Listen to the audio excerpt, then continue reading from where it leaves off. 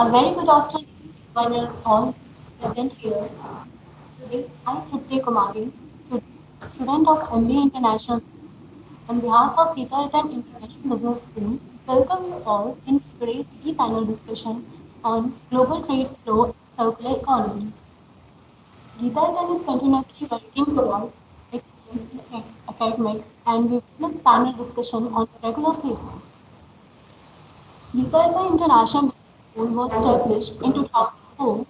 This is affiliated to Guru Gobind Singh International University, Delhi, and is approved by All India Council for Technical Education, Ministry of HRD, and Government of India for technical courses, and Bar Council of India for law courses. The institute is accredited as Category A by National Assessment and Accreditation Council and assessed as Category A plus by State Fee Regulatory Committee, a fee committee of Government of NCT of Delhi, and rated highest rating A by Joint Inspection Committee of Government of NCT of Delhi and GGSIP University. The institute has been rated Grade A by the Academic Audit Cell of GGSIP University consecutively from past 5 years. The institute conducts postgraduate course of MBA first and second shift, MBA International Business, and undergraduate courses of BBA, BBA LLB, BA LLB. Vietnam International Business School is ranked as 49 in top 150 B schools in India, 34th in top 100 private institutes in India, and 19th in top 20 North B schools for its MBA program by the Time B School Survey 2022. Today, the topic of our panel discussion is global trade flow and circular economy. A circular economy aims to transform the current linear economy into a circular model in order to reduce consumption of finite material resources by recovering material from waste streams for recycling or reuse, extending the life of आठ products phone है, दो तो देख रहा हूँ. and utilizing the sharing and services economy's potential. Domestically, at the national or regional level, circular economy policies and initiatives are substantially implemented. They do, however, have substantial linkage to international trade. A new geopolitical landscape surrounding resources trade will emerge as countries struggle to become more resource independent and establish value chain resilience. Complex interlinkage between the circular transition and global commerce present both opportunities and risks to establishing an equitable circular transition in an increasingly unequal world aggravated by COVID-19. International trade is strongly connected to the transition to a more resource efficient and circular economy. To secure mutual support for an effective circular economy transition, we need to better understand the possible connection between international trade and the circular economy. This panel event will focus on the following discussion themes to discuss how global trade flow might be seen from a circular economy perspective. Number one, the interconnection between circular economy and trade. Number two, the effect of a circular economy transition on global trade flows. Number three, the role of trade policies and agreements in fostering a global circular economy transition. Number four, COVID-19's impact. Number five, the need for worldwide policies, norms, and certification. In order to fulfill these objectives, we have our eminent speaker with us, Dr. Wijewardenae, Dr. S.K. Gupta, and Dr. Ram Singh. Dr. Wijewardenae, currently President of Business Management School, Sri Lanka. It gives me an immense pleasure to invite you, sir. Thank you very much. Dr. Wijewardenae, a career central banker, retired from the bank as a deputy governor in 2009 after serving that institution for nearly 40 years. While in the bank, he has been involved in almost all the areas of central banking, including economic research, monetary policy, financial system stability, provident fund and currency issue management, public debt, rural credit, and banking. He initiated the setting up of Sri Lanka Accounting and Auditing Standard as the chairman of Sri Lanka Accounting and Auditing Standards Monitoring Board from 2000 to 2008. Sir presently serves as an adjunct faculty at the Asian Institute of Technology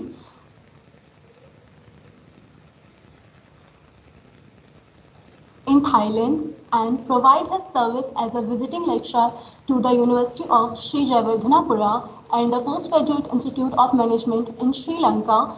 He is also the president of the Business Management School, which offers undergraduate degree in Management and Science of Northumbria University, UK, and MBA degree of the University of Leicester, Teesside University, and Edinburgh Piper University. We welcome you, sir. Our Okay. second panel member is Dr. S.K. Gupta. Dr. S.K. Gupta is currently MD of RPO Institute of Cost Accountant of India, New Delhi. He is a postgraduate in Commerce, FCS, FCME, PhD with over 38 years of corporate experience with ONGC, Cemental, DCM PhD Chamber of Commerce and Industry, Scientist Industry Limited, and AIHP in leadership position in the domain of finance, costing, internal audit, legal, and company secretarial functions. He has dealt with merger and acquisitions, corporate debt restructuring, anti-dumping duties, and corporate governance mechanism. Sir is also member of the board of companies as an independent director. He is a member of the corporate governance, capital market, corporate affairs, and banking and finance committee of the PhD Chamber of Commerce and Industries. He has chaired and addressed a large number of national and international seminars and conferences. He is a prolific writer. He has written over 200 articles and research papers which are regularly published in various professional journals. He is a paper setter and examiner for various professional institutes such as ICAI, ICMAI, ICSI. He is currently guiding 5 PhD scholars. Sir has also released an album of songs and bhajans played by him on flute. We welcome you, sir.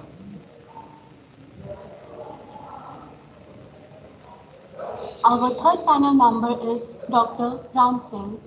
Presently, Sir is working as professor and head Indian Institute of Foreign Trade since June 2006 for foreign trade policies, international trade operation, and international trade logistics. Previously, Sir has also worked with Institute of Management Study, Ghaziabad and Raja Balwant Singh College, Agra. He has authored 3 textbooks: Export-Import Management by State Publications, International Trade Logistics by Oxford University Press, Sales on High Sea Transactions Step by Step by Asher Publication. We welcome you, sir. We also have Dr. Sneha Chaudhary, Assistant Professor, Geeta Rhythm International Business School. Ma'am has 12 years of teaching experience. She had completed her PhD in International Trade and Economics from Sholumi University of Biotechnology and Management Science from Maharshi Dayanand University, Rohtak. She also holds diploma in Central Excises and Custom from IIEM Bangalore. Her area of specializations are international trade, international economics, organizational behavior, and human resource management. Ma'am has published numerous research papers in national and international journals.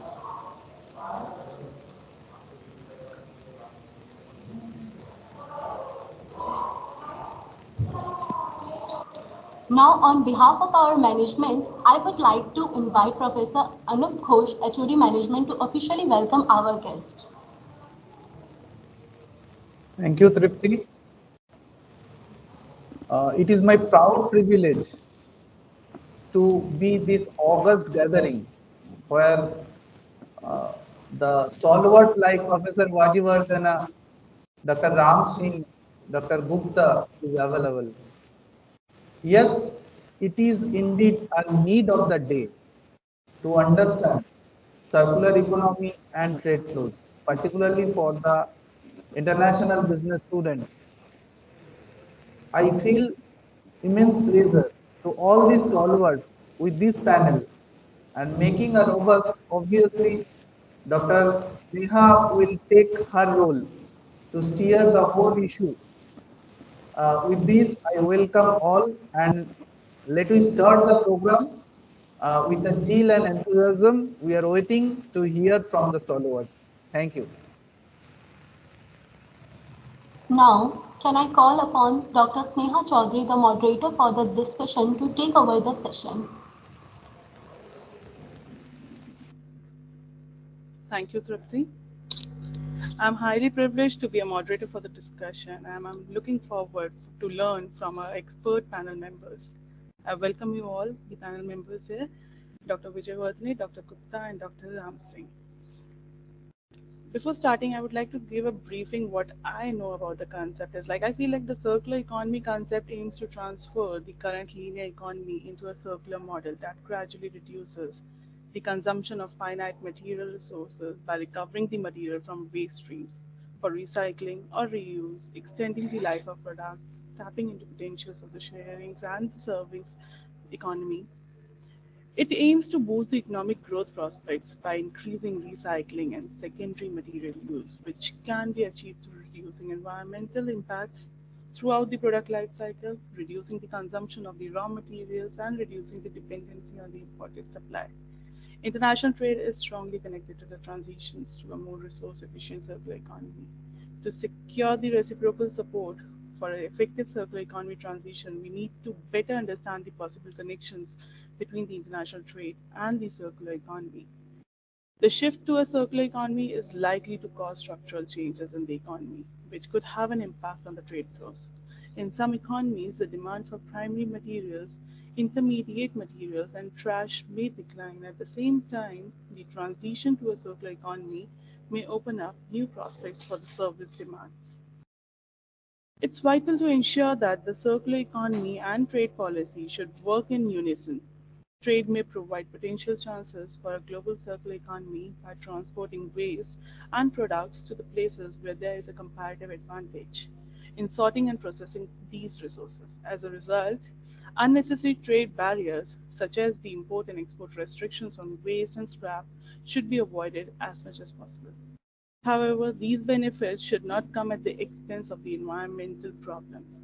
Domestic initiatives like eco designs and recyclability requirements may be useful, but they confront challenges because products are embedded in the global value chains and are subject to the range of regulations and standards. The advantages and disadvantages of waste and the second-hand goods commerce and the prospects of downcycling end-of-life products may have to be balanced.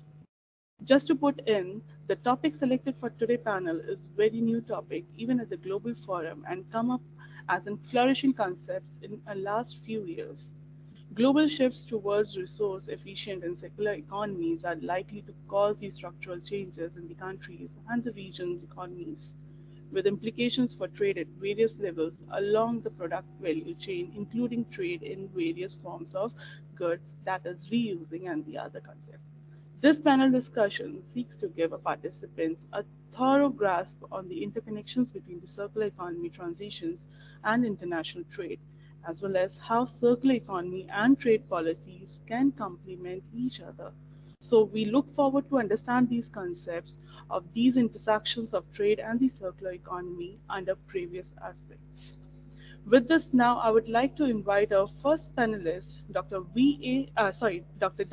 Wijewardenae, President Business Management School, Sri Lanka, to share his views on the transitions to the circular economy. Sir, can we have Thank, you? okay. Thank you very much, Dr. Chaudhary. I hope I can be heard by all. Yes, sir. Okay. I had actually a PowerPoint presentation, but I don't think that PowerPoint presentation is necessary now after Dr. Chaudhary and Tripti had given the introduction to the entire subject matter that we are going to discuss. So therefore, I am going to avoid that. But if you look at the circular economy for a country like India, it is not a new thing. Because in the Buddhist literature, we find that had happened, remember, 2,600 years ago when that country was called Jambudvipa or Dambadiva, where one of the chief aides of the Buddha called Elder Ananda, he had been invited to the palace of King Udeni by the queen of the kingdom for an alms given, and he had been actually offered 500 silk robes by the queen. So once they were accepted by this elder Ananda, he was criticized by others because he has been a greedy man and he had actually accepted all these things because of his greed, and therefore he was asked to answer why he had accepted it. Then his answer was that what he would do is he will give these robes to his other Buddhist monks in the temple. Then the question was asked, then what do they do with the robes which they are already wearing? Then he said those robes would be used as bed sheets. Then the question is, what do they do with the existing bed sheet? Then the answer was that those bed sheets will be used as the doormats in order to wipe their feet. Then what do they do with the doormats? Then he said those doormats will be used in order to fill the gaps in the walls during the winter, so that those doormats, the winds, the cold winds will not blow into the temple. Now, what this means is that 2,600 years ago, people in India knew the basic concept of this circular economy. And therefore, it is not a new thing to India or to maybe to Sri Lanka also, because we are also following the path of the Buddha here in Sri Lanka. So therefore, it's not a new subject for all of us. But what we have to keep in our mind is now this finite resources, as Dr. Chaudhary has mentioned here, is the one which is actually going to stop the economic prosperity that we are having in the world today. Because once the resources are over, our only hope is that technology will bring out a new product that would replace the existing product, and therefore we will not be affected by the exhaustion of the new the existing one. But we know the technological advancements are superb, but still those technological advancements have not been able to meet with the demand for the new resources by the higher income growth in most of the developed countries. Of course, in the developing countries like India, in Sri Lanka, as Dr. Chaudhary has said, the second-hand products are being used pretty much, and therefore the waste of the goods that we are using as brand new items is actually reduced. But in any economy, even with given technology today, the circular economy can recover the waste and the materials that are being used in production only up to a limit. If we can get at least 80% recovery rate of the material that we use and the waste that we produce, from the point of view of the circular economy, that is considered as a good performance. So that is what we have to aim for. Now, when it comes to the international aid flows, there is actually a necessity for us to make use of this waste material, that waste matter that we produce in the course of the normal production process. For that purpose, there is a necessity for people to sort them out and then process and then resupply to the market. Now, in the present world, this is being done by the countries where the incomes are low. Now, for example, Bangladesh, Nigeria, Ghana, and some of the Eastern African countries, they are actually, what they do is they get the material and the waste matter that is being produced by the developed countries to their countries. They sort them out, and finally they process them and they resupply to the market. So what it means is that even in the international trade flows, there is a possibility for us to use the second-hand products or the raw material that we are using in order to develop and stimulate the circular economy. What is necessary today, given the finite resources in the world, because the non-renewable resources are actually available in finite form, and as a result, we will have to one day face the limitation of growth due to the exhaustion of all these resources. Therefore, For the modern world, there is no any other option except going for this circular economy. For that purpose, the international trade flows are very important. That is why I said it is necessary for all of us to develop this new concept and use the international trade flows, get the countries with low income levels to sort and process the material that have been used by the developed countries and then resupply them to the market. But what happens is that when it comes to sorting and processing these items by these low income countries, their wage levels will start going up, and as a result, the costs are bound to go up. What it means is one day we'll come up with the problem of the cost of the use of the second-hand material. If the first-hand materials are cheaper than the second-hand material, then there is no demand for these second-hand materials in the world. For that purpose, there is a necessity for the world organizations like the United Nations to give a global subsidy. That is, actually, I am going to call it a global public good because it is the entire globe which should benefit out of this kind of recycling process. And therefore, all the countries in the world, specifically the countries which are enjoying a high level of income today, they'll have to make contribution towards the production of this global public good and supply it to the rest of the world. And that global public good has to be subsidized because if it is not subsidized, what would happen is if the second-hand products become more expensive than the first-hand product, then there is no demand for them in the global world. So this is actually what we have to do today. And therefore, if I summarize what I have said so far, this is not a new concept for countries like India because, as I told you, in some of this Buddhist literature, we find instances where there had been a recycling of the products that had been used by people up to a fifth level of the use. So if we can recover it up to, say, 80% of the original production, that is a good performance by the entire world. But when it comes to the recycling matter on a global basis, what matters is that the costs are going to go up in the developing countries, which are now destined to sort them out and process and resupply to the market. As a result, there's a necessity for the global community to develop and provide the global subsidy in order to promote this. So this is where I would stop, and I hope after the other two panelists would have presented their case, I will be able to participate in the general panel discussion. So thank you very much. Thank you, sir. Now I would like to request our second panel member, Dr. S.K. Gupta, MD RVO of the Institute of Cost Accounting of India, New Delhi, to share his views on potential linkages between trade and circular economy. Sir. Thank you so much. Distinguished panelists with me and faculty of the Institute, management of the Institute, thanks for inviting me to this panel discussion on this very, very important aspect of trade flows and circular economy. Just give me a second. Let me share my presentation on the screen, please. Thank you. Kindly allow me to share my presentation. Yes, sir. We are giving you the rights. Thank you.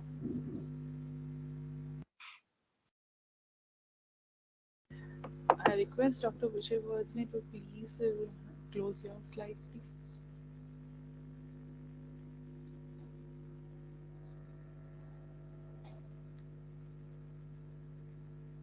Thank you, sir.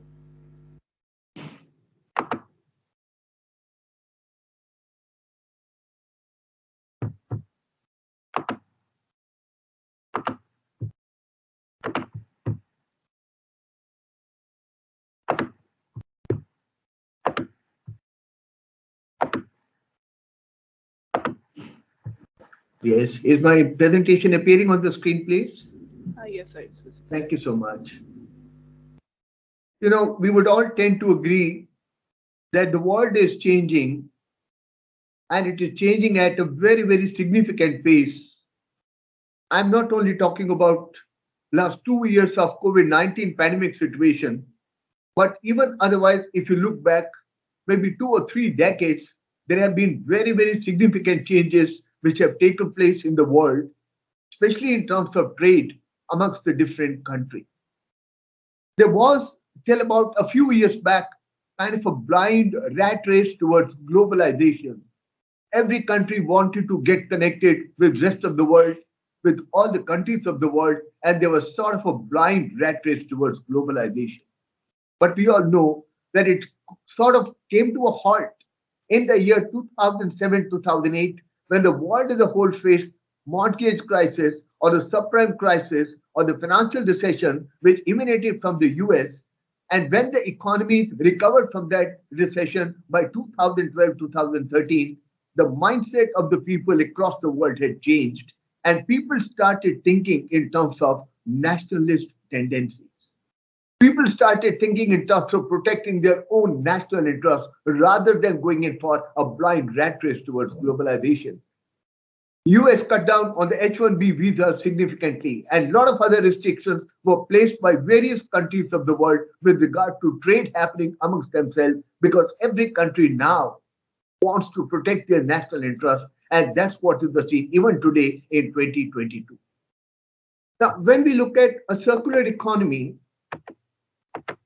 as a concept,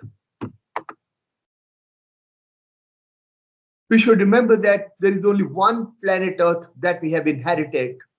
But then, going by the current rate of consumption of various finite and scarce resources, the world will be consuming by 2050 as if there were three planets. But alas, we have just one planet to live the life over here. And in other words, we also have a moral responsibility of leaving the planet in the same manner, in the same fashion as we have inherited from our forefathers. We've got to leave it in the same manner for our future generations as well. That's where the need for becoming sustainable and need to focus on sustainability becomes very, very important in today's trade flow. There is a very, very close link between trade and sustainable development. United Nations has come out with 17 sustainable development goals for the period 2030. Until now, we have been following a linear approach, which is take, make, and dispose model. And this has resulted in environmental challenges all across the world. One of the ways to shift this approach is to use the principles of circular economy, which is focusing on replacing material inputs with bio-based, renewable, recoverable inputs, and thus reducing use of resources throughout the product life cycle and minimizing of the waste. The concept of product life cycle is being widely applied and widely utilized by many corporates across the world, including that of India. That's where we look at a project not as a one single time investment or an investment only at T0 and then work out the present value by applying a discount factor, but we actually look at what are going to be recurrent expenditures which will be required to be made in that project till the time the project survives its entire life. And that's where the concept of life cycle costing becomes very, very relevant in the context of sustainable development.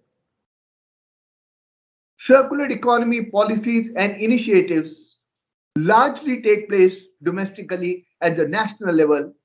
However, they definitely have very, very important interlinkages with international trade.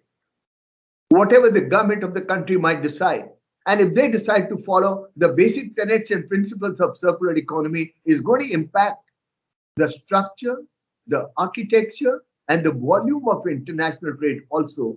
And also in terms of what is that you're going to import and what is that you're going to export, your entire balance of trade and your entire balance of payment architecture is going to suddenly change if you start applying the concepts of circular economy domestically at the national level.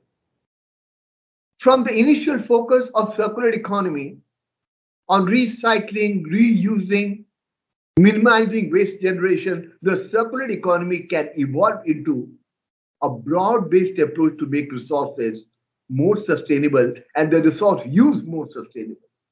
That's where we find that one product, after having completed its entire life cycle, after having satisfied the consumption needs of the customers, is recycled, reused in some other way so that it doesn't get thrown out after it has expired in terms of its life, but it is reused, recycled with a view to providing a different kind of benefit and different kind of functionality and utility to the customer. Many trade-related measures actively support the circular economy. You know, eco-design for the products, recycling standards, requiring governments to purchase goods which are consistently dependent upon environmental standards are some of the practices which are currently being followed by governments of various countries with a view to ensuring evolution of the circular economy within their boundaries. Circular economy obviously has broad interlinkages with international trade, and this happens through cross-border supply chains, end-of-life value chains, and services trade. We're looking at $5 trillion economy for India. The call given by our Prime Minister, Mr. Modi, at that point of time, the proportion of contribution of three sectors of the economy is going to be expected to be 20% contribution coming from industry, 20% contribution from agriculture, and 60% being contributed by services or tertiary sector at that point of time. Therefore, there is huge scope for building up supply chains of services and of different products with a view to bringing about sustainable model of development within each one of the countries. At the same time, it is essential to note and ensure that the trade flows arising out of sustainable model of development do not result in environmental degradation. For example, it should not be the case that all old mobiles they end up getting imported into the country, and thus India becomes kind of a e-waste center. And that's what is currently happening with many of the less developed or lowly developed economies of the world, which are kind of becoming a e-waste center for the entire world as a whole. The circular economy transition can have several impacts on the trade flows. It can reduce trade in respect of primary raw material because the country is going to use much of the used raw material, which is the basic concept in a circular economy, and therefore the primary raw materials trade, either in terms of imports or in terms of exports, is definitely going to get down. There's going to be increased trade in secondary raw material. There's going to be increased trade in materials and waste for recycling. And this will lead to emergence of new trading opportunities such as waste management, recycling, refurbishment, remanufacturing, reuse, repair, as well as new business models which are vital for a shared economy or developing a shared economy in the entire world.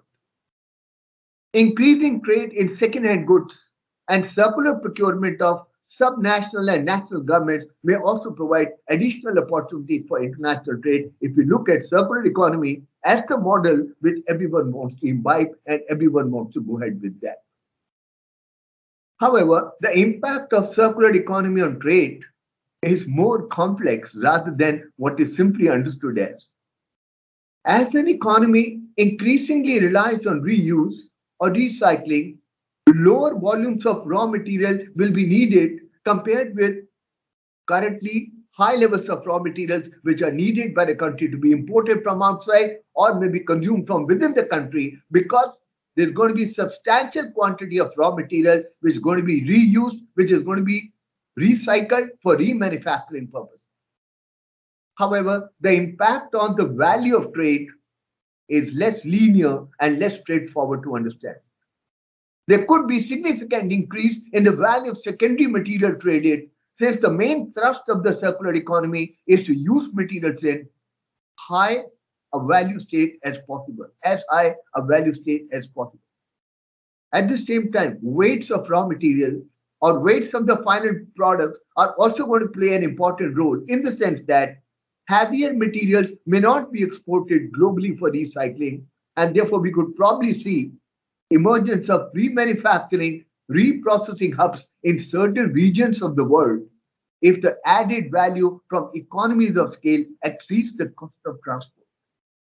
And as the expert from Sri Lanka just pointed out, it might also be possible that reprocessing, recycling might increase the cost of second-hand product or cost of second-hand material to such an extent that it becomes costlier than the new product, or the new raw material, I think that's going to be a case of reversion or reverse circular economy concept that might play out in the marketplace at a given point of time if the trend continues in this manner. However, the trade in the world today is regulated by WTO. India is also a signatory to WTO. But however, the current trade regime is not yet fit for circular economy. I think WTO needs to do a lot in this direction with a view to providing a positive contribution to the development of circular economy by improving collective understanding of how trade interacts with circular economy. We need to have more of such conferences, seminars, interactions at the national level, at the global level, at the international level, with a view to bringing about the awareness and understanding collectively at all levels as to how trade interacts and builds up the network for a circular economy, which is the need of the time. WTO needs to build trust and confidence to engage in mutually beneficial activities relating to the circular economy. Because this is going to be a new trade order amongst the various countries where semi-processed or used material, used products will travel from one country to another. Instead of new product traveling from different parts of the region, it's going to be reused, recycled, remanufactured product traveling. And therefore, everyone has to understand how this is going to be mutually beneficial for both the countries or multiple countries and ultimately for the entire mankind and the humankind. WTO should look at opening and facilitating trade in key areas of circular economy, such as environmental goods and services. WTO should also support efforts in developing countries to capitalize on potential ESG, environmental, social, governance, economic, and social benefits of a circular economy by way of an enhanced trade. I think scaling up the circular economy from front runners to the mainstream economic players. What is happening right now is out of 195, 196 countries which are there in the world, just about a few countries right now are making loud noise with regard to importance of circular economy. Rest of the countries as of now, they are not yet part of the mainstream or they are not yet part of the whole process of developing a circular economy. What we need therefore is from only keeping this discussion restricted to just a few countries in the world, it has to be mainstream in the sense that everyone should start talking about circular economy, talking about its impact on the global trade, and that will make a decisive contribution to achieving the climate neutrality by 2050 and decoupling economic growth from the resources. These are my initial remarks. Of course, I'll come back later when the panel discussion starts. Then probably I'll offer some more of my observations and comments. Thank you. Thank you very much, sir. Now, I would like to request our third panel member, Dr. Ram Singh, Professor in MDP, IIFT, New Delhi, to share his views on policy implications of the circular economy transitions on trade flows. Ram, sir. Thank you, madam. Thank you very much. Can you share the rights with me? Yes, sir. Just.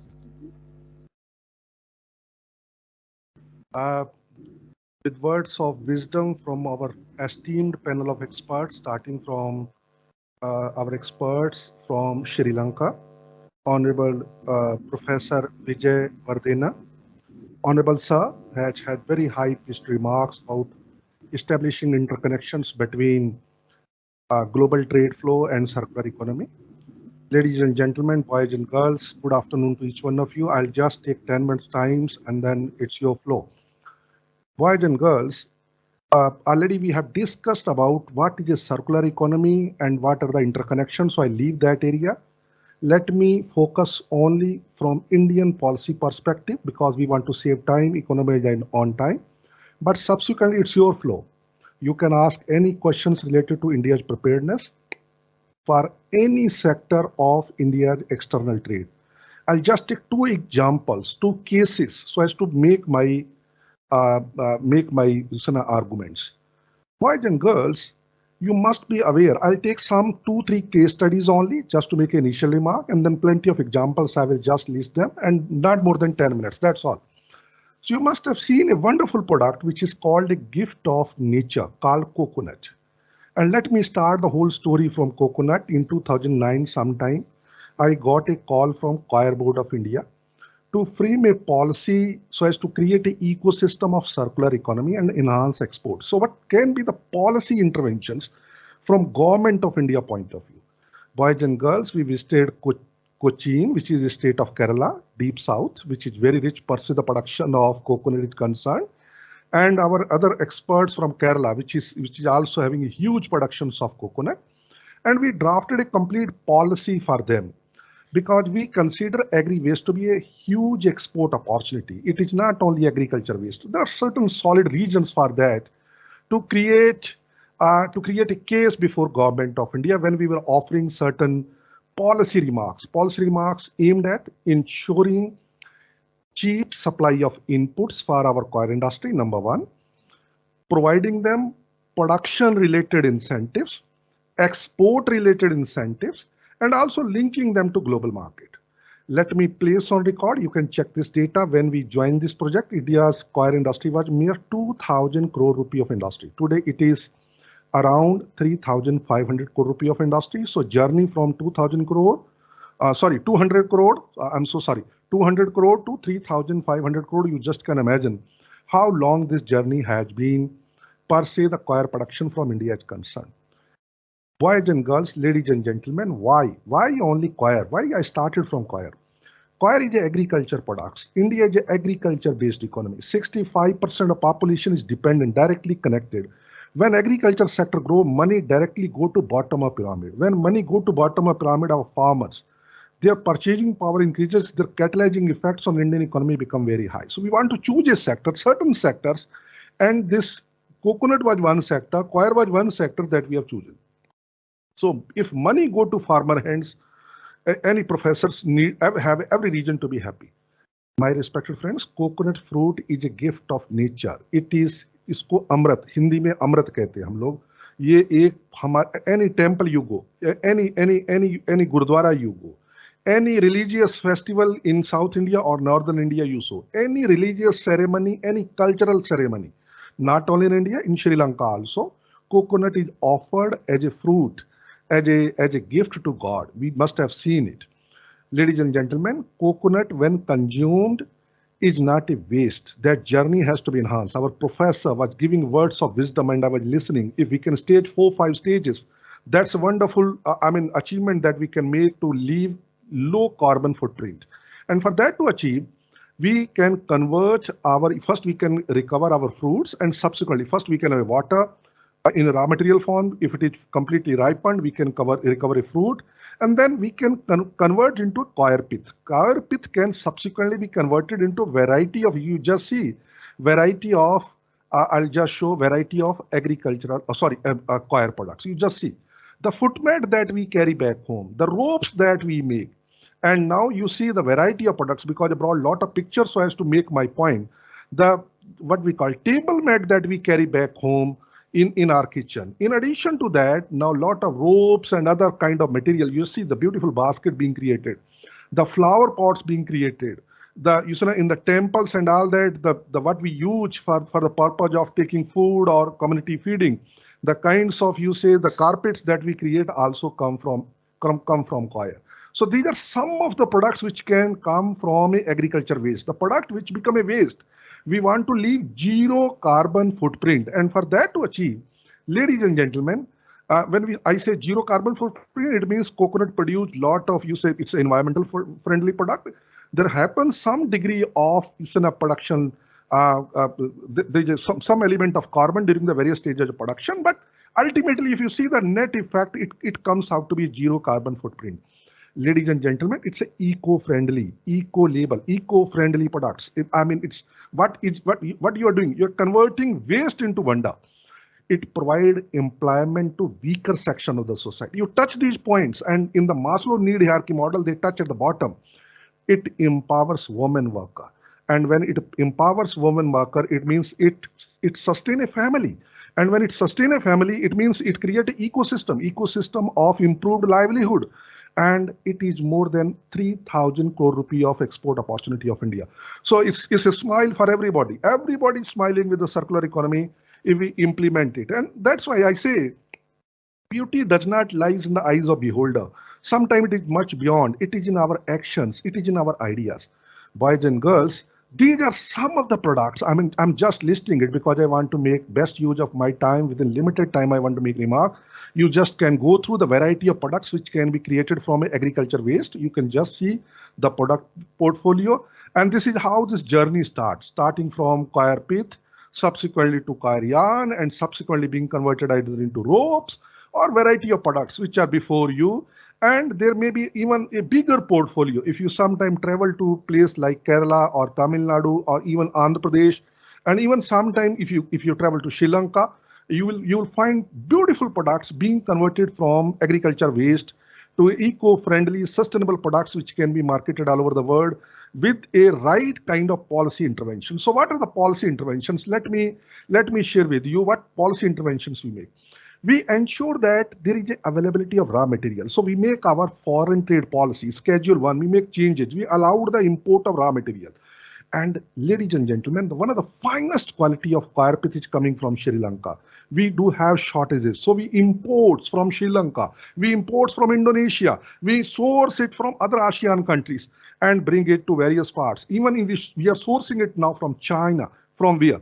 And we bring it to our deep southern part, especially 3 towns I would like to mention to which I have trained for a long number of years. Maybe it was a 5-year project that I carried out from 2019 to 2014, subsequently large number of handholding workshop in a town called Elapi, in a town called Polachi, which is in Tamil Nadu. And there is a place called Wijewardenae in Andhra Pradesh. These are the 3 major clusters. 95% production will take place in a place called Elapi, which is in deep south. In addition to that, let me take another example. This is the first example which touch our heart because, and we offered them lot of what we call solutions under market access initiative. So we link them to global markets, especially to Europe, where people value it. I studied in Germany around 30 years back, and there was a concept which was being taught to all of us was a Klimawandel. Klimawandel is climate change. It was huge debate, and we were usually being taught in our hostels how to leave zero carbon footprint. I mean, 35 years back, if you are going all this stuff which is being taught in developing countries in last 1.5 decade makes a wonderful imprint in the minds of a professor. Boys and girls, in addition to that, we introduce lot of policy changes per se, creating a circular economy in India's textile sector. And let me take you, because you are students, you sometimes will not be able to collect it. You see, this is the kind of garment collecting boxes, or what we call Kleidung. Kleidung or Kleidung Mall. In German language, they were referred as Kleidung Mall, which were usually placed outside the city, maybe at the corner of the city, outside the hostel. Whatever stuff that we have back home, which is a used material and is not worth of using, we used to dump it here. It is usually collected by church organization, and it is sorted out in a city like Calcutta, in different parts of India, also in Africa. For example, East Africa, for the first time when I've gone to teach to, one of the nicely dressed people in my class I saw for the first time, and then my idea about Africa got changed. I said, these are the rich people. In fact, these people have collected the second-hand material, as rightly pointed by Professor Wijewardenae, that they collect the material from developed countries, sort it, clean it, and maybe some of them they will dispose it off as a raw material to subsequent industries. Some of that they will use it. In East Africa, if you travel to some university, you will find beautiful tie, maybe very, very expensive tie than what I am wearing with. And it is not the original tie. Tie may have been sourced from Canada, maybe from USA, from Germany, or from any other parts of the Europe through these Kleidung boxes. And we in India have introduced some of the policy interventions, and here comes the industry. What is that industry? It is not too far away from the place you are sitting in. Just 50-60 kilometers you need to travel. Panipat. Sometime you travel to Panipat, you will see that the racks, these trucks load of racks are being sourced. So the church organization, whatever they collect, they They bring it to Calcutta. Whatever is neat and clean, they will sell it in the second-hand market. Sometimes you go to Gurdwara Chandni Chowk, in the roadside, you'll find second-hand shirt costing 80 rupees, 90 rupees being sold, and some people who cannot afford quality shirts otherwise will buy on these streets. But large chunk of material which is being collected, not only India, from abroad. In our household, somebody come and collect old clothes and give some utensils to ladies. It is source brought to Panipat, where it is converted into again export opportunity. Panipat is usually referred as India's biggest center of shoddy yarn. When we say shoddy yarn, it means that it is recovered from the second-hand material. Now, but the beauty lies that there is an export of 10,000 crore, 1.5 billion of exports is not a small amount, and it decreases landfill space. It avoid, use of virgin fiber, which can be used for other purposes, because we want to keep a sustainable model, sustainable economic model, reduce consumption of energy and water. Textile is a highly energy and water intensive material, so you again reduce your carbon footprint. We avoid pollutions, and there is lesser demand for dyes. Dyes are extremely dangerous for our ecosystem. In addition to that, some of the examples that I can share from Indian policy point of view: ship scrapping. Then best example which touched my heart and on which I am working as of now is to collect the edible oil waste from GCC country. We collect the what we call edible oil, which is being used, and they use it only one time. We collect it and we convert it into biodiesel. I'm working with 4 companies now, rather to be very honest, these are 2 companies, but consortium of 4 companies, Indian Oil Company and HPCL. We book a shipload, bring the second-hand material and convert into a biodiesel. And it is cheaper. India is a country which spends billions of dollars to source what we call crude oil, other petroleum products, but we can save that money. In addition to that, plenty number of examples which comes to my mind, electronic waste being one of them, but I will discuss it during the course of our panel discussion. With these, some of the remarks which as students I learned during my stay in Germany, they are before you, that how they collected the 4 boxes. They have an NGO organization. And based on that, this whole waste is being sorted and being supplied to developing countries. So I just shared 2 initial remarks, 2 examples that how policy interventions can lead to enhanced trade, especially at the bottom of pyramid for the vulnerable sections of the society to change their life, to transform their life. But I will agree in totality with Professor Gupta and also with our esteemed guest from Sri Lanka, Professor Wijewardenae, that it requires certain element of subsidization, being treated as a global public good. And if that is being achieved at a global policy architecture, that will be a great achievement for country like India, country like Sri Lanka to proceed to. So with these words, I wind up within time. Thank you very much. Thank you very much, sir. As rightly said by all the panelist members, they put forward many of the views and points related to the transitions that we are looking forward in the circular economy and the interactions that we are looking forward in the circular economy along with the global trade flows. As Dr. Wijewardenae focused on the cost of recycling, which was very higher and need to be looked on, and the role of UN, he has highlighted that how the UN can provide the global subsidies in order to provide the benefits to the economies and ensuring the first-hand goods production can be more favored in comparison to the second-hand goods. And like Dr. Gupta focused on the contribution and the role of the various sectors, the industries, the agriculture and the service sector towards the sustainable development.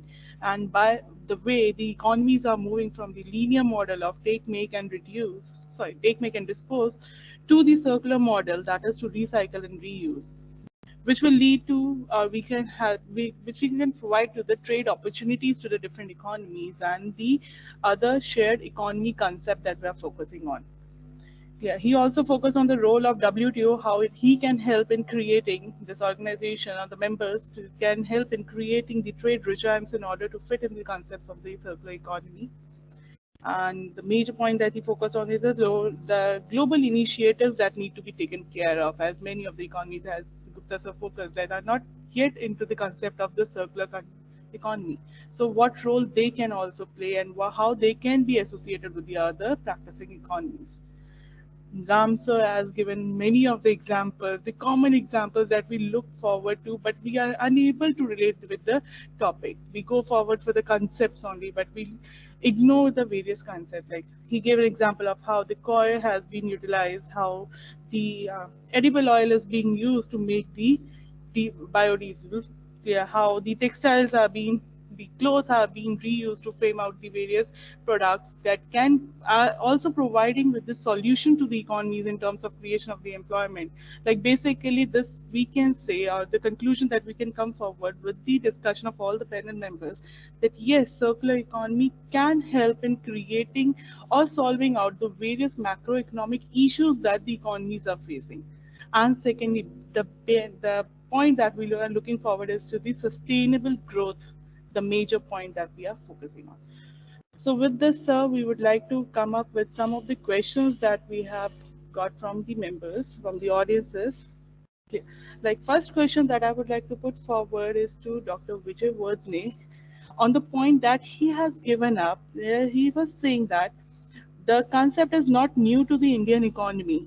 Yes, it is very well known that it is not new. We are already practicing this for the many years. But still, we can see, sir, being a developing economy, the Indian economy is not able to take the competitive advantage in this concept. We have an ample of resources with us, but there are some issues because of which we are not able to utilize this power. So what can be the major concern here, sir?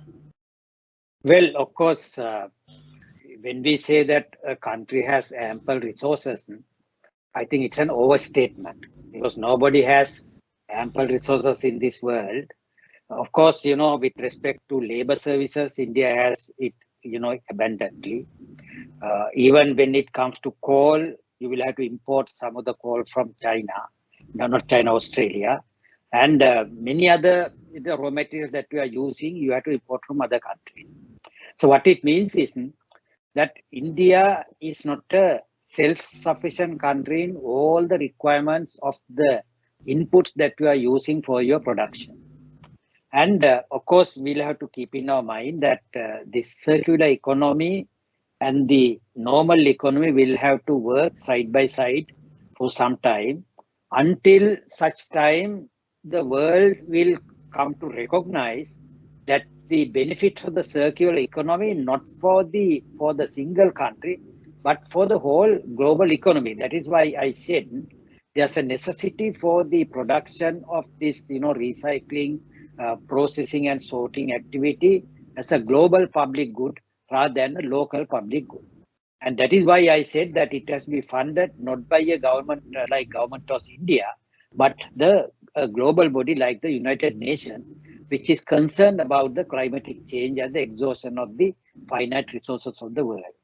In that sense, I think India can start it because one advantage which India has, like Bangladesh, is that you have abundant labor which can be employed at a very low wages, and you can import the most of the costly waste matter that is being produced by the developed countries to India, process them, sort them out, and then you can resupply to the global market, like as the way Bangladeshis are now doing about the steel, and also Ghanaian people and the Nigerian people are doing it about for the waste matter arising from the computers and other electronic and electric material.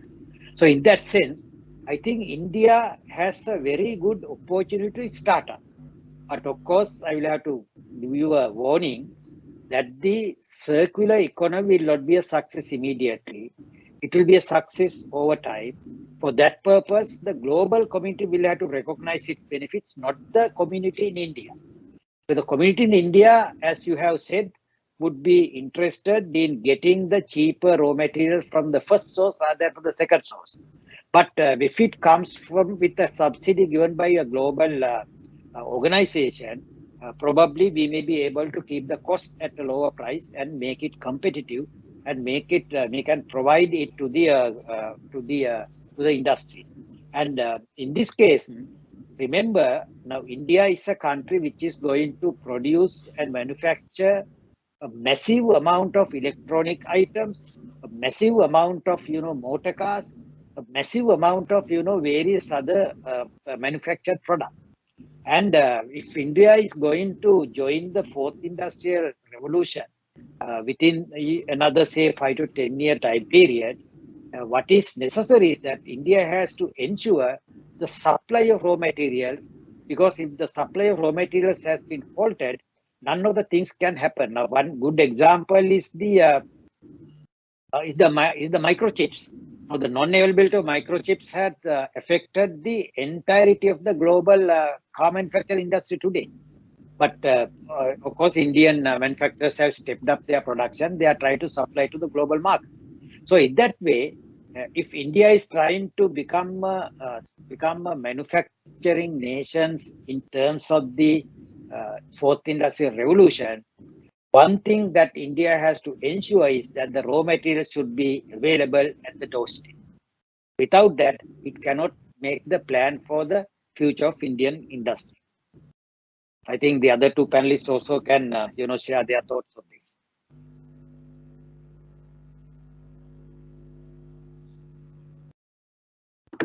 So I think to add on to that, what the country needs at the ground level is to understand that sustainability is not only a recently developed mere buzzword. It is something that we got to look very, very seriously, not at the panelist level. I mean, you're slightly older in age group, more experienced, slightly more experienced as compared to others. But this has to be also included as part of the curriculum in the education institution. Sustainable finance, green finance. I mean, these are the concepts which should be brought to the knowledge of the students right from the beginning. And then at the corporate level, we are looking at changes in corporate reporting structures. In 21st century, we are looking at integrated reporting. That's where we not only look at the contribution of financial capital to the corporate entity performance, we also look what is the impact of corporate functioning on human capital, social and relational capital, environment capital, natural capital, intellectual capital. That's the whole new concept of integrated reporting. SEBI has already mentioned that for top 1,000 companies in India by market cap, they have to voluntarily adopt and make the integrated report in addition to the traditional annual report that the companies are culling out. And from 23-24 is going to become mandatory. So there is need for huge capacity building, both at the corporate level, at the government level, but to start with, right at the student level, that's where the education institution probably need to have a curriculum, maybe a basket of papers concerning sustainability, green finance, alternate finance, impact investing, and things like that. That's my take. Banking upon the words of wisdom from two other panel of experts, I'll just take 1 minute. I'll say if you want to make it sustainable, you need to keep 4-5 S in mind. Number one, make it scalable. Tap its scope, scalable scope, create a system, and create synergies.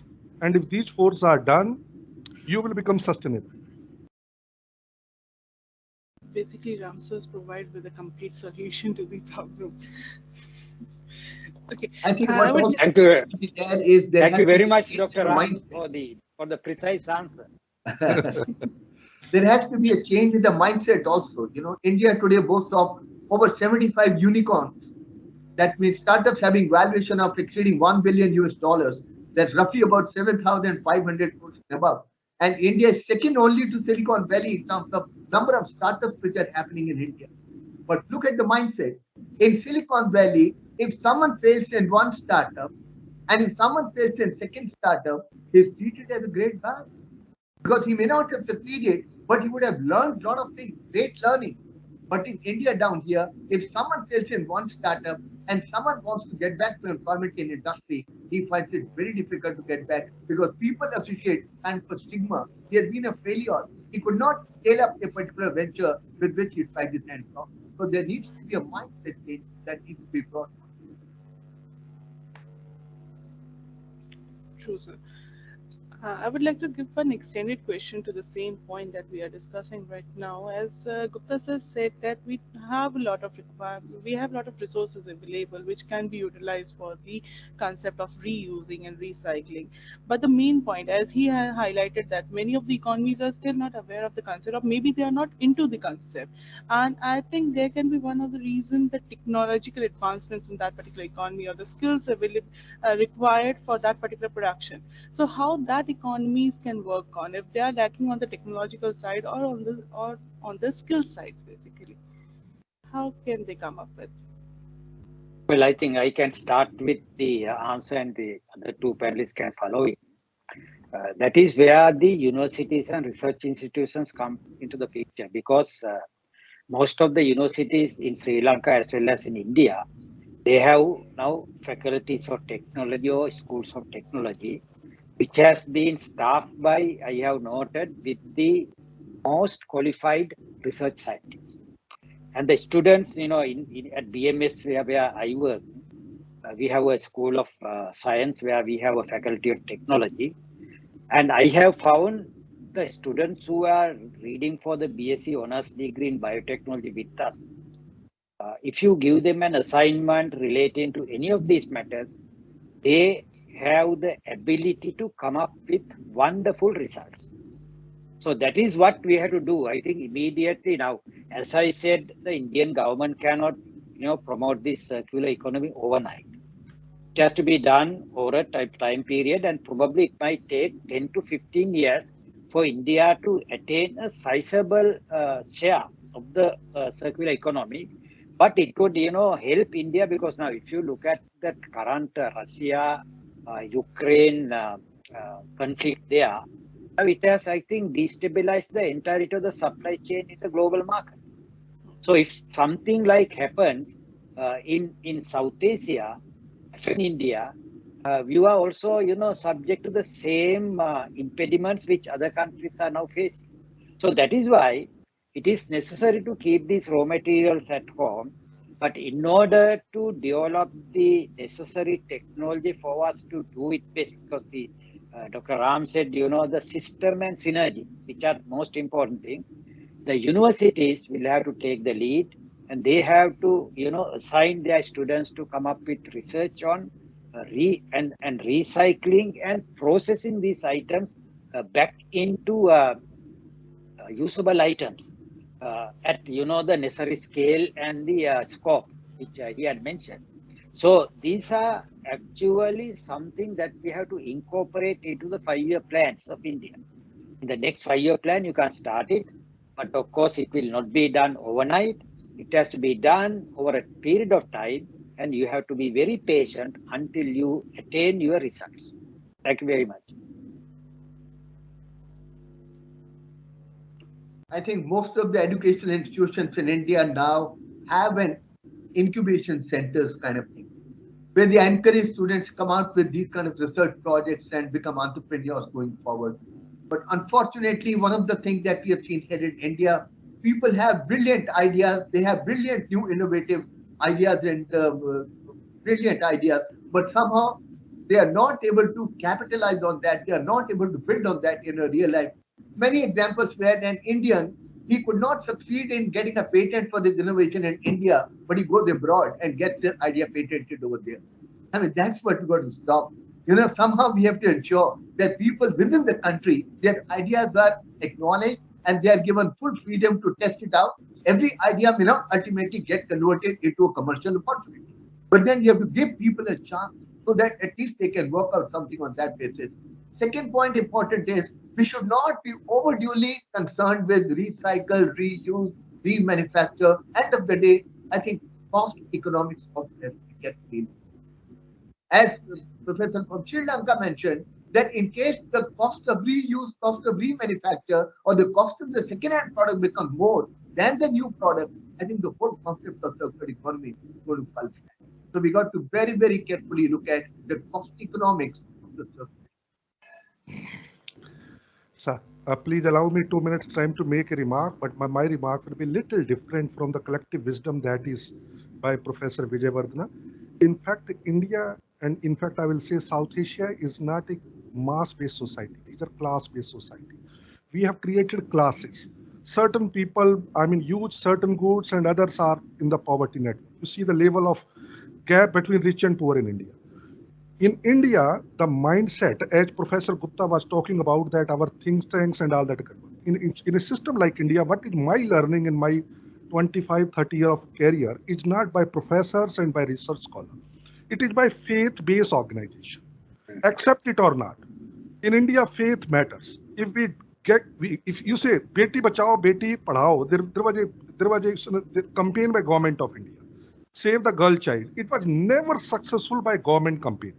But when faith organizations entered in state of Haryana and Punjab, it became hugely successful. So if we can train our monks, our religious preachers, because they conduct workshop at a mass level, and whatever they say, people will take it by faith because the religion is grained in our blood, accept it or not. Our society, the basic structure is as such that whatever, a fatwa being issued by Maulvi will be more important. A fatwa coming from Golden Temple will be far more paramount and more important than the government directives. Accept it or not, that's the utter truth of this country. And we have to change it and take it to mass level from a class level.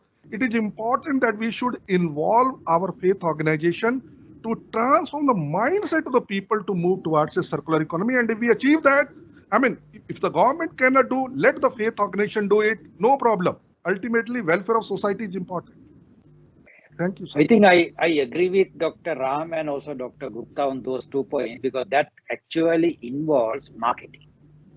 Because we are now talking about the research and development, it has to be supported by marketing also.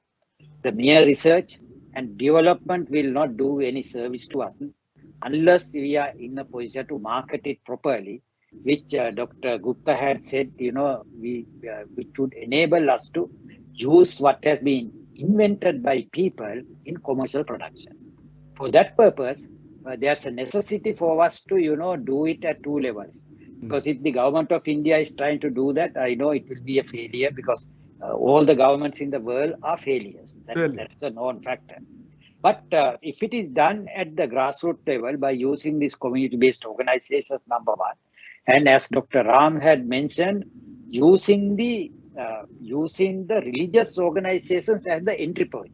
Because I have a good experience in that, Dr. Ram, in Sri Lanka, because I was the one who ran the first ever microfinance power television project in Sri Lanka. And when we went to a village, Dr. Ram, we didn't approach the villagers directly. We did it through the major religious institution in the village. If it is a Buddhist village, through the Buddhist temple. If it is a Hindu village, through the Hindu Kovil. And if it's an Islam village, it is a Islam mosque. And the Christian village, through the Christian father.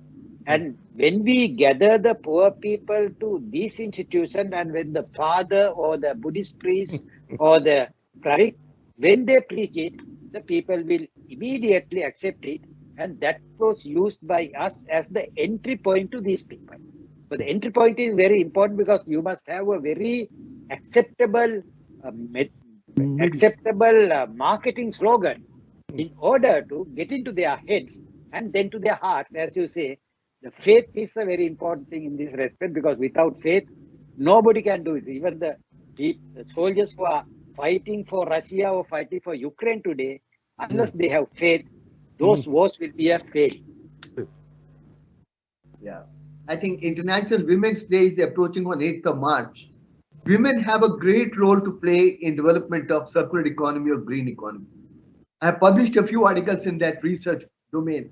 So I can say it with emphatically, based upon my research, that in many of the countries, there are many examples real life on the grassroots level where women have really brought about sustainability as part of their household. And when every woman gets together, I think this is going to create kind of a ripple effect and kind of a revolution all across.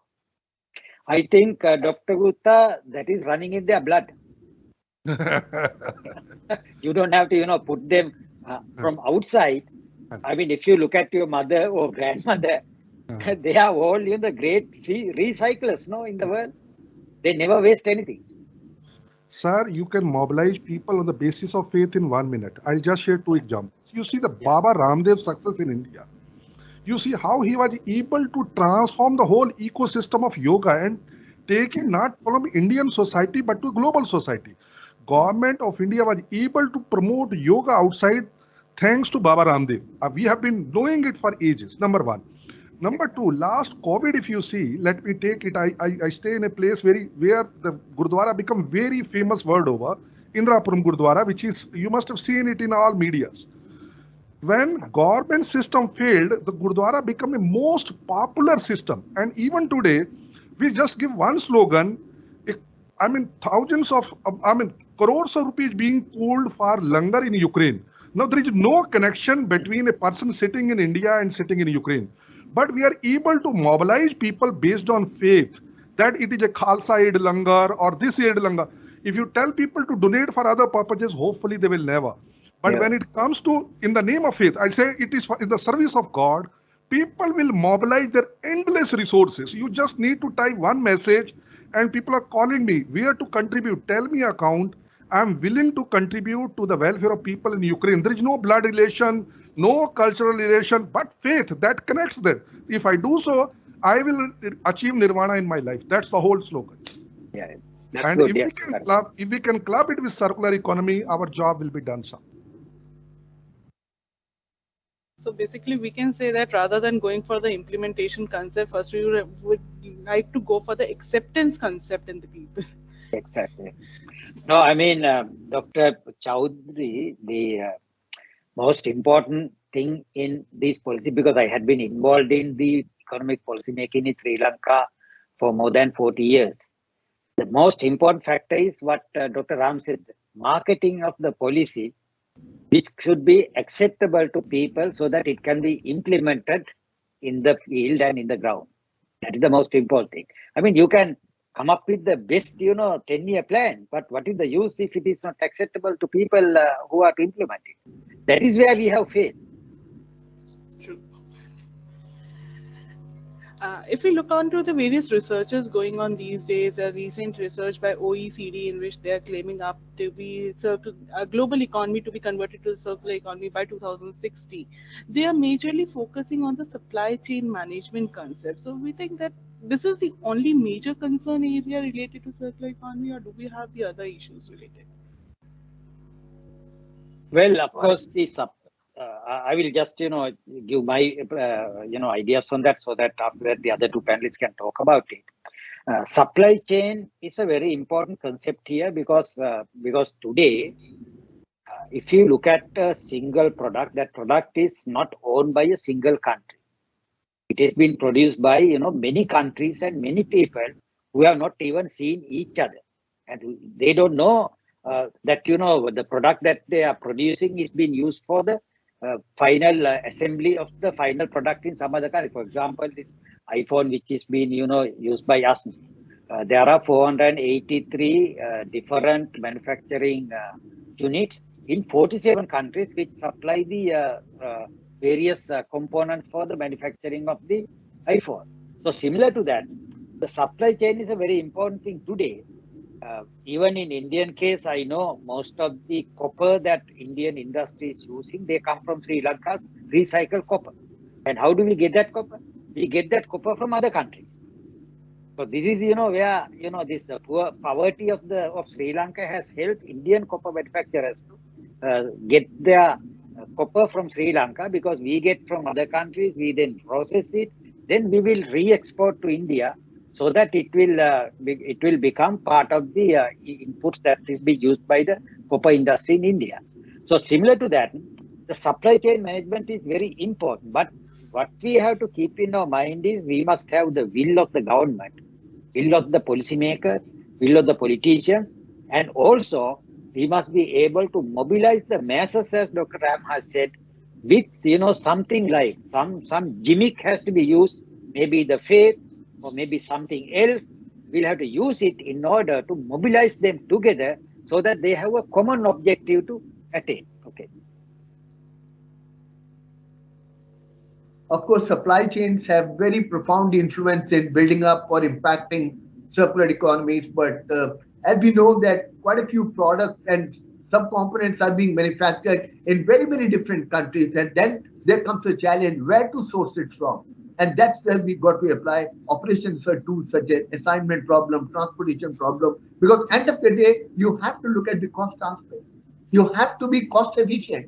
You have to be cost efficient in terms of resource mobilization first, and then subsequently resource utilization. So, of course, supply chain management has a huge impact on building up a circular economy, but at the same time, it needs to be agile, it needs to be flexible, it needs to be resilient. At the same time, it needs to be very, very cost efficient and Madam, I would like to just again be very crisp. What OECD is doing for their Richmond club for 30 people. I have worked very closely with them. Don't take OECD studies very seriously. They will try to dump what they have access with them, with us. That's all. And you can just see it, what we call the failure of collective wisdom of a very mature and educated society. Most literate, most civilized order had a failure in Europe to prevent a humanitarian catastrophe. I will call it a catastrophe because Russia's concerns were some of them were genuine, some of them can be addressed, but it's nothing but ego. When ego comes, your own interest become a paramount problem. And so I do not take it very seriously by 2060. We can do it even much earlier, provided it's in a previous discussion. If we change our mind, if the change starts from me, hopefully we will achieve it much earlier. We need not to wait till 2060 because they are realigning their supply chain to dump with us, not to make us sustainable. So we talk of corporate social responsibility, and India is one of the countries which has mandated it as per law. Section 135 Companies Act talks about spending 2% of average profits every year on corporate social responsibility activities. But to my mind, CSR comes later. I would agree with Professor Ram Singh. ISR is more important. Individual social responsibility. What is that I can do? What is that you can do? What is that all of us can do individually? Why should we only look at the corporate entities for bringing about the change in social development? We also should become change agents. ISR, individual social responsibility, should come to the fore. So with this, I would like to open the session for the audience. We invite the questions from the students and the other audience members. Please, anyone who are interested to ask questions. The session is open to the audience, please. Am I audible to you? Yes, please. I have a question. And how can we as an individual encourage circular economy? Prashant, can you please repeat your question? How can we as an individual encourage our circular economy? Okay, I think Dr. Ram's question. The ISR concept, basically. Yeah. Let me answer, sir. Yeah, please. Okay. Ladies and gentlemen, in fact, thank you very much, Professor Wijewardenae. In fact, the whole idea behind this is, in fact, it again has to come from our faith. If you see, there is a literature being published by one institution which I have been reading for last 22 years. It is based in place called Haridwar. There is a Yug Nirman Yojana. Slogan is Hum Badlenge, Yug Badlega. The change has to start from me. If the change is, we need not to implement big ideas. Let us start from our own house. Whatever waste I have, can I convert into compost? Number one. Very simple ideas. That material that I dispose, should it go to, can I segregate it? Should it go to right places? For example, glass. In India, a lot of segregation campaigns has been launched by government of Delhi. All of them have failed because what we call, again I will say, loss of a collective wisdom. Can we segregate our waste into glass, into plastic, or into electronic waste, or into a biodegradable waste? So that in and around Delhi, if you see the big dumping grounds, so change has to start from our home. And if we change back home, we need not to, again I will say, hum badlenge, yug badlega. If I change myself, the whole society will automatically get transformed. And that has to be aggressively marketed. And thanks to contribution like organization which is I'm referring to, there are many organizations as such. Only point is, let us make them less religious and not to divide our society, fight our society, make them more harmonious to leverage their innate potential of being a good human being to create a civilized order for our future generation. That's all. So you can add. Well, Each I one think of us, okay, please, Dr. Gupta. Okay, I will add one point because the Municipal Corporation of Taipei in Taiwan, they did a wonderful thing to get the participation of the citizens in Taipei to sort out their waste into those different categories. First, they increased the rates, and after that, they gave discounts to people who segregated them. And finally, those people who had done it 100%, they were actually exempted, Dr. Ram, from the rates, and it worked so much because the financial incentives would work for people in an urban society. And if you have increased the rates, and now you are subject to a higher cost, and that cost is being taken out of you if you behave in a certain manner, finally, the municipal corporation didn't have to give those discounts anymore because people had been used to do it. Good. So that is one important thing I think I can point out. Yes, Dr. Gupta. thank you. I think each one of us has the responsibility of becoming a change agent, but it is easier said than done, of course. So I would just like to supplement this with a few lines in Hindi.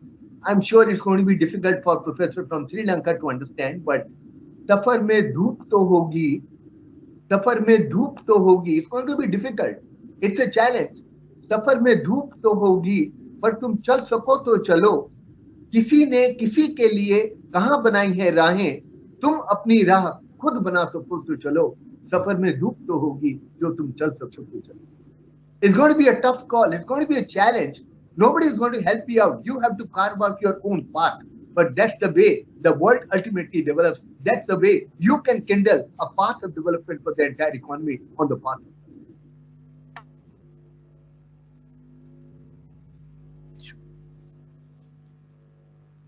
Can we have more questions from the audience?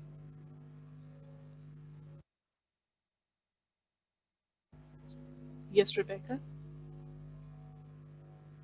Ma'am, my question is, how can we develop harmonized quality standards for the circular economy? I think Dr. Gupta can answer it. Yeah, we talk about quality standards. Of course, there are different grades of the products that we have in the marketplace. And quality is a relative concept. It's not absolute. Something which is a very high quality for someone might be a very average or poor quality for someone else. But then over a period of time, we need to grade the different products that we manufacture step by step by using recycled material, by using waste material. And then according to Indian population, 136 crores that we have, there are people virtually at every layer in the pyramid. So there are going to be people who are going to be happy with the worst quality product, which we all might consider to be a worst quality. They might be very, very happy even to have that particular level and quality of product. So because India offers a very, very diverse population and a solid number, 136 crores, I think everyone has a cake which they can have and which they can also eat. So standards, I don't think there is anything to worry about the standards to begin with. Later on, probably we can think of some kind of certification standard for waste material also, just as we have BIS and other standards that have been used in the country. But I think right now there is no need for only focusing on the standards part. Just create products. There's going to be enough number of consumers and enough number of takers for any kind of product that you produce by way of recycling.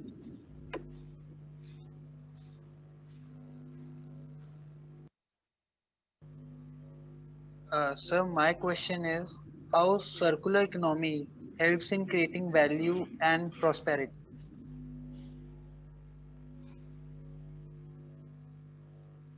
Let me answer it with Yeah. permission from other. I have taken two examples. You just see that even if a product which is a waste is converted into a 3,000 crore rupee of export opportunity. Almost it is going to touch 1 billion US dollar. And that money go to women in hands at bottom of pyramid. The beauty is the what touched my heart is it goes to bottom of pyramid in the farmer hands. I mean, when it goes to farmer hands, there's nothing. 65% of people. I take an example of textile. Let me take one more example. In India, even the participation of government policy interventions can bring a big change. Let me take e-waste. Government of India introduced certain norms, certain standard for collection of e-waste. Now we collect it and we used to dispose it off in a place called Silampur, from where we used to dump it and maybe segregate it. And as per international best practices, we used. But recently, one development which whole nation had not been aware of. Let me explain you about that. There is a shortage of raw material to manufacture industrial circuits. Sir was talking about circuits. Lord, there is a huge shortage. Indian automobile industry is suffering like anything. There is a, if you book a car today, it will be delivered after 6 months. Reason, shortage of industrial circuits. There is a huge shortage. We source them mainly from Taiwan. And we have given almost 12 billion US dollar of incentives by Prime Minister Modi to develop our own ecosystem, own business ecosystem to sustain it. But one material which people in India may not be aware, Chapter 82 of ITCHS classification, there is a product called classified as coltan, COL. In fact, there are two products. The material for this product is available only in 3 places. DRC, Democratic Republic of Congo, place called Goma. You just type Goma coltan mines. You will find small children working in a mines. How badly? I've been to Goma twice because I have extensively traveled in Africa to teach to 21 countries I taught to. And it is sourced from Australia. Australia never gives to India because they supply it to countries to which they are a club. I mean, again, I will say OECD club or Richmond club, whatever you call it. We source it. We do not have a raw material. So what we do? Whatever waste is collected, we collect that material. We source, we segregate that material. We do not have a technology to process it. So we supply to Japan. Japan use it. We have an agreement. Now in policy interventions can help a lot. We supply it to Japan. Japan again, because they have a huge electronics industry to sustain too. Even there is a shortage of this material in Japan. If we cannot process, we can supply it. So such a small policy interventions can help even within a specific segment for which the specific standards are already in place, but we can take them to next level to create a next level, next value chain. Why it should stop at level 3, level 4, level 5? If there is a level 6 available, that level 6 should be utilized. Let me share another example. One time I've been to China, how they manufacture football. Just see. So there is a factory, the leather comes in, and I will share the story of leather industry from India. Leather comes in, so what become a waste? For example, if I'm making a jacket, lot of clippings, lot of wastage gold, which we'll dump outside the city in Calcutta. I know there is a place called Topsia, we will put on fire. So already there is a waste which we are putting on fire. Again, more nuisance in the cities which are already crowded, more polluted, we are disturbing it, the whole ecosystem. What they do? They will, first a factory will use, so my waste, my outward logistics will become a raw material. Let me take for Madam Sneha, who owns another factory. She will make small gloves. So from clippings, she will just stitch in, make gloves. So Madam, do good job. And again, smaller clippings come in. They will just make a powder, put some raw material on a what we call in a textile, create full sheet, which they will dye in a multicolor, create a football, which children in India and Sri Lanka play. You just see every waste of every factory become a raw material for other. That ecosystem has to be brought. When we say Chinese products are cheaper, God has not gifted them in something different. They do things differently, and let us learn that system, make that business ecosystem in our good manufacturing practices. We can also manufacture football at rupees 30, but we usually buy from a Chinese shop, not from an Indian shop. We can do it. But again, this will require huge mindset change of converting our whole manufacturing ecosystem into a business ecosystem and subsequently as an export ecosystem. So from business, once business is created, if this business is not linked to global market, problem, because scale matters, systems matters, synergy matters, scope matters, sophistication matters, and all that has to be achieved by policy interventions. Thank you very much, sir. Yeah. I will also give an example from Sri Lanka. if you wear Nike shoes, you know the canvas comes from Sri Lanka. The top canvas for the Nike shoes are manufactured in Sri Lanka by a company called Mass Fabric. And what they do is exactly as Dr. Ram has explained. That has been, it's produced. The yarn has been produced out of the recycled plastic bottles and polythene. So there's a huge industry in Sri Lanka which is now collecting this polythene and plastics. And every supermarket, there's a big, box placed there. And I also, if I have plastic bottles and polythene in my home, I don't, throw it out now. I go there and I just dump in there. So that is being collected. School children, they collect polythene and plastics and they also deliver it to the centers and they get paid for that. So likewise, as in the factory that manufactures the canvas of the Nike shoes, there are 20,000 girls who are employed, so they get the benefit out of that. Then there is about 50,000 other than those directly employed who will be supplying the yarn to this particular factory that manufactures the Nike canvas, the Nike shoes. They are also getting paid substantially. So likewise, it's a kind of a world where we'll have to connect everybody with everyone. So that is what we have to do. I mean, so it's not, the manufacturing processes today is not done by a person alone. It's not a solo production. It is actually a production done by many people getting together. And the wonder of, that participation is some people don't know that what they produce has been used by someone as the input for his production, and it goes into, maybe, somebody in USA may be using it, that they don't know. So that is the beauty of that. So the people can, benefit out of this. If you can have a system where you will be able to do that. And the Nike shoes, they are actually the canvas that is being manufactured by the Sri Lankan companies exported to Vietnam. And Vietnam, what they do is they put the sole and they finish it and they send back to India. That's how it happens. But there are little girls and boys in Sri Lanka who are collecting polythene for that purpose. They don't know that, the shoe is being worn by some young boy or young girl in India. They don't know it. So let's go to the next question. This has been addressed. Thank you, sir. We have one more question from Rhythm Gupta. Rhythm, please, you can ask your question. Yes, ma'am. My question is that how the concept of circular economy can be implemented in actions in the current economy. I think two of you can answer it. Yes. Who have the practical experience. One or two important steps that the beginning has to be made by you asking this question, but let me put it back onto you, that the beginning has to be made by you. Look around your household. What are the products that you are using? How you are disposing of those products? Can there be a possibility of using some of those products that you're using at the individual level? Let me close here and let others add to that. But I think a beginning has to be made from your side.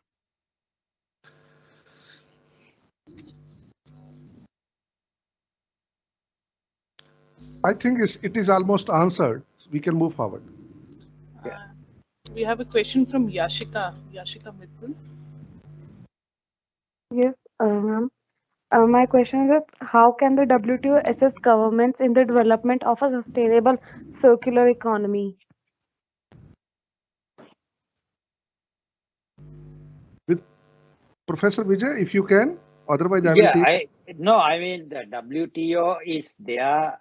It's a global organization. First of all, let us recognize that it's a global organization. Its job is to promote global trade and the global trade flows. But of course, now everybody recognizes that the global resources are finite, and one day we will come to a limit. And once we come to the limit, there won't be any more new products that are being applied to these global trade flows. And as a result, it actually has a direct impact on the World Trade Organization. So now the World Trade Organization, like any other global bodies, have recognized this particular requirement of recycling, reprocessing, and resorting and making available. So in other words, the recovering the waste, the maximum amount of waste that you can go for further production. That is what we mean by this, global economy, nothing else. So that has been recognized as a principle by WTO, and now they are also promoting that. And that's why when it comes to using some of this material that we are importing from other countries in order to manufacture goods, WTO does not impose on any penalties on those countries when they are actually not complying with the WTO rules. I would like to just further supplement it. In fact, those who are working at WTO are not ambassador of gods. They are working for their own interest. And in diplomacy, how to define diplomacy? Those ambassadors, how they are trained. That is the art of swimming without splashing.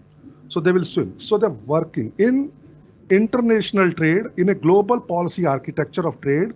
Nothing is important except your own interest. Only interests are important. Very simple.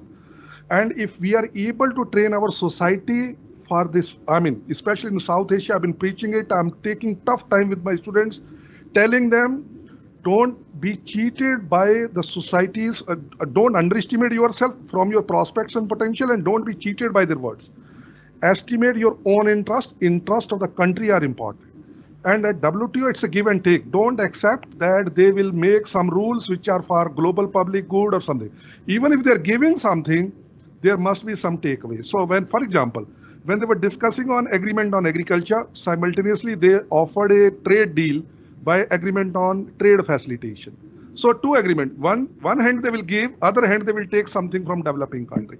So it is a give and take, and that's very simple. If I have to say it in one line, art of swimming without splashing. So I am doing my job, but I do not make other feel what I am doing. Okay.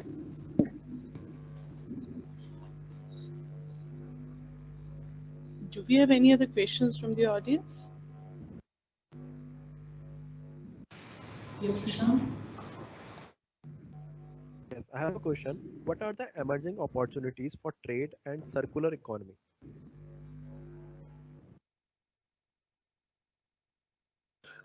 Every sector has an opportunity. You tell me where there is not an opportunity. You just take an example.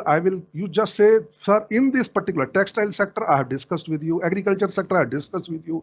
Petrochemical, you can convert the edible oil waste into biodiesel, I have discussed with you. E-waste, I have discussed with you. Even the plastic that toys which comes can be converted into economic opportunity.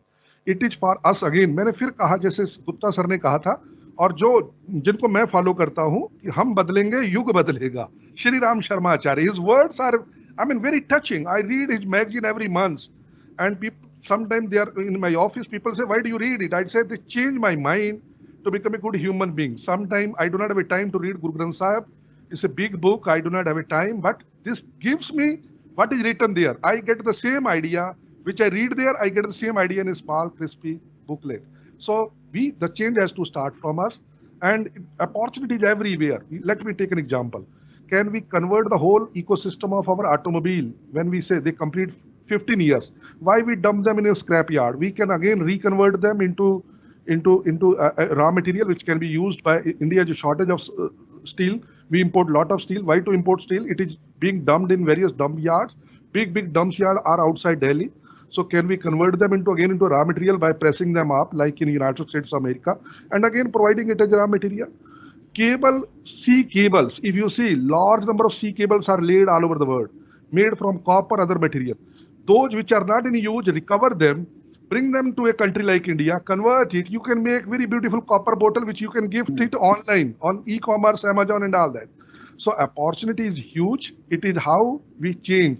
And Shivkeda has rightly pointed out, the intelligent people, I will say no. The good people do not do different things. They do things differently. That's all. And if we start doing differently, our job will be done.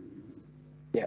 Also, to add to what Dr. Ram has said, there is a higher price tag for the products that are, certified as manufactured out of the recycled raw materials. So you can get a higher price for that now, premium price right now.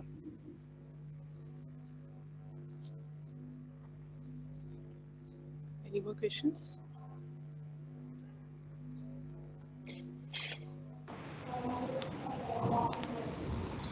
Um, my question is, what is the interlinkage between circular economy and trade?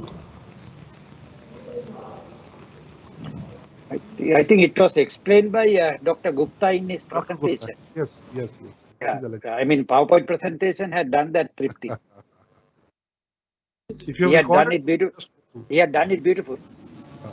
And basically, I think she wants to focus on the actual trade possibilities they would like to have, or the opportunities that can be created for the students when they are coming out of the markets. Students. Okay. Basically. I think there are two practitioners here. One of them can, guide them. I mean, he has been expert in coconut, converting the coconut fiber into so many usable products.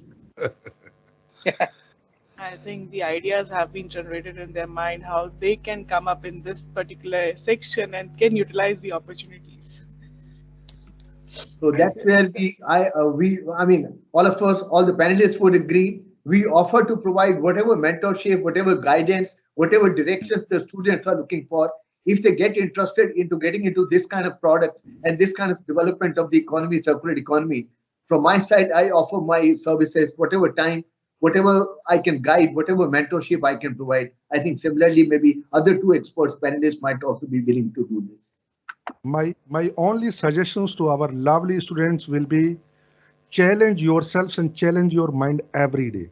Let me take. I was reading one beautiful piece of paper a week back in a magazine called. It is on science and fiction, and I find it very interesting. I'm not a science graduate. I come from commerce background, so there is a group of scientists. Two among them are from India in United States of America, working at MIT. And I read a lot of articles from MIT and Harvard.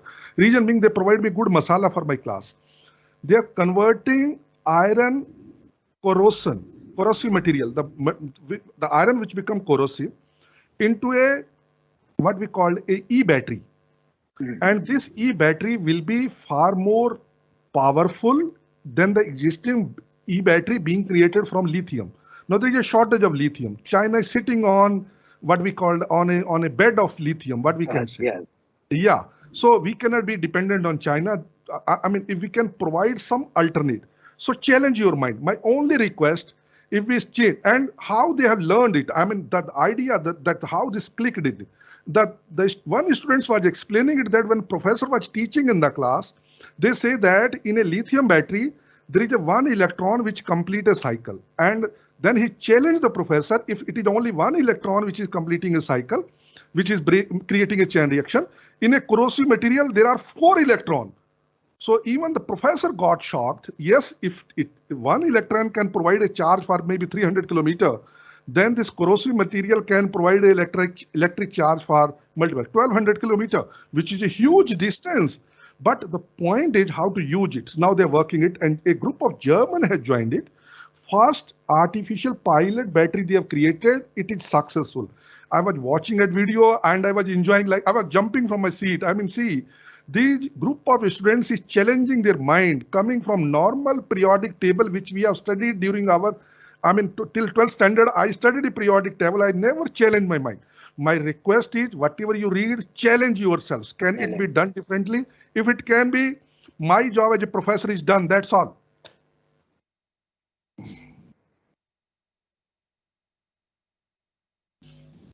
So, sir, if you allow us, can we just conclude the panel Yes, discussion sure. here? You want to? So finally, we can conclude that definitely before coming to the role of the government, we should look forward to the role of an individuals of accepting the opportunities, identifying the opportunities, and coming up with the ideas which can be utilized and implemented. Then only we can look forward to the other aspects. And definitely a new idea generated can lead to the trade opportunities in the economy, which can definitely ensure the returns to the economy as a whole. So this is we can conclude the session here, and for this I would like to provide a vote of thanks to all the panelist members who have given their pleasure time to us to and shared their views, and they also made the topic very clear and easy to understand. Even we can see the number of questions put forward by the students here. even the ideas have been generated in their mind. I learned a lot from this panel. So thanks a lot, sir. And Thank you. I would also like to thank the management who has given us the opportunity to organize such sessions, such panel discussions. I would like to thank our HODs who has given their inputs, who has given in the selection of the ideas, they have helped us out. The topic selections have been taken under their guidance. And the audience and the student members who have contributed in this panel. Thank you. Thank Thanks you. a lot. Thank you so much. Thank you. All the best, and thank you very much, Thank Dr. you. Ram and Thank Dr. Gupta. Thank you. Thank You you. have educated me My more than pleasure. Now, I have educated the students. No, no. I would Let's I stay would also connected. Humbly, I like had to I would also like to add, being HOD MBA, that we were addicted by the lectures of Professor Ram when he first, we got an opportunity to listen to his in MDP IB. Now we have got more addiction of not only Professor Ram but Professor Gupta and Professor Wijewardenae. So, sir, whenever we will approach you, please don't say no. Anytime, ma'am. No, no, no, Anytime. no. We are My pleasure. here My to help you. Unfortunately, we anytime. cannot travel to India today, Yes. but of course, by using this modern communication Yeah, technology, we can make it a very small world, and we can always support you. Don't worry. certainly. The Certainly. We are all coordination you three had, and who has to answer what was, remarkable. I think you all three met for the first time. Am I yeah, yeah. right? Yeah. I know. Your Thank blessings But are it is required, sir. all from Thank you. the good base being created by Professor Vijay, our guest, Yeah, and yeah. our his collective, his wisdom, which created a aura which help us to bank upon. Thank you very Absolutely. much, Professor Thank Vijay, you. and Okay, also okay, Professor thank you. Gupta. Thank you. Thank you. Okay, thank you. Thank you, sir. So with this, we come to an end of this session. Thank you everyone for being a part of it. Thank you.